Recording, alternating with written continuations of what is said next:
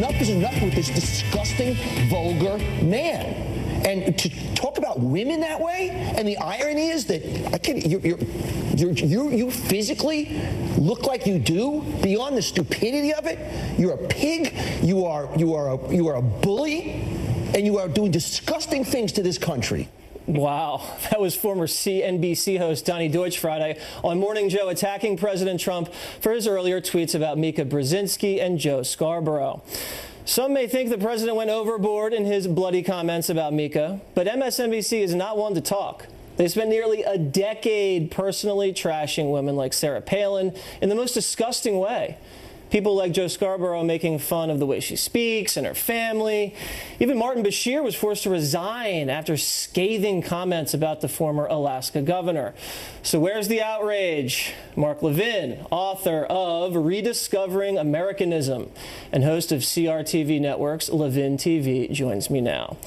So Mika's out there saying President Trump is a mentally ill narcissist dictator.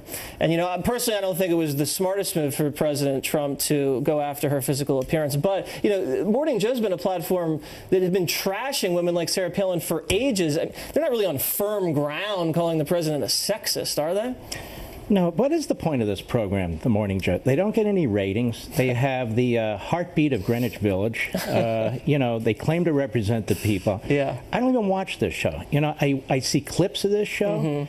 Mm-hmm. I would say this to Mika Brzezinski. Mm-hmm. If you believe in women's rights, why do you defer to Joe, your future husband, all the time? Mm-hmm. Which is what she does. She's the second seat. I would ask Joe Scarborough this. Why did you fail at radio?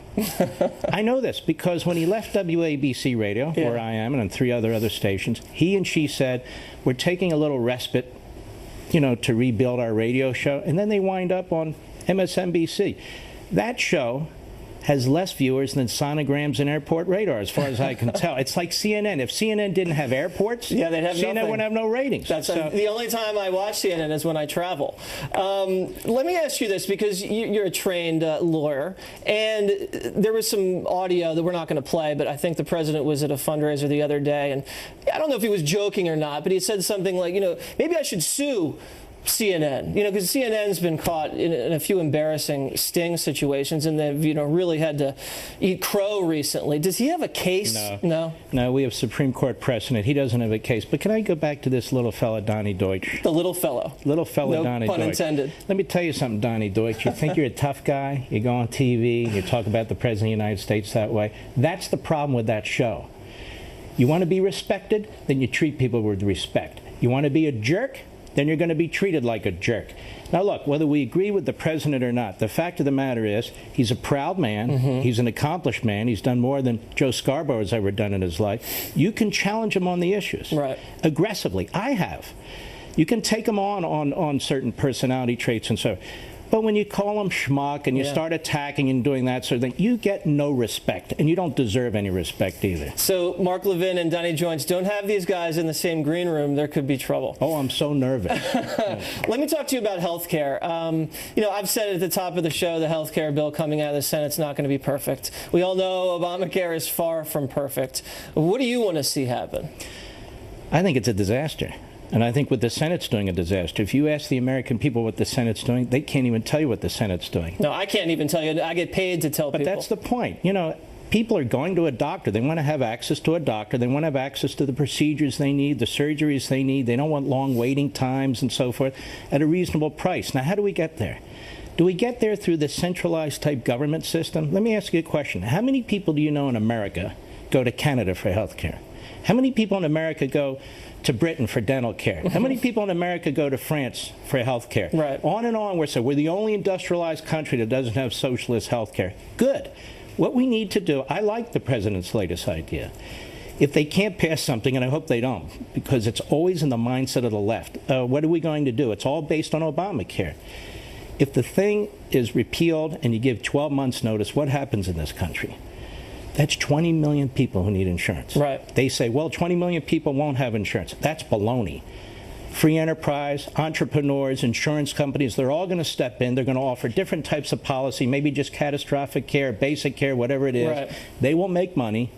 prices will come down, and those 20 million people, many of them will have health care. Because I think the original idea behind Obamacare shouldn't have been expanding coverage. It should have been reducing costs. They promised to reduce costs. The costs went up. So now I think everybody wants costs to go down.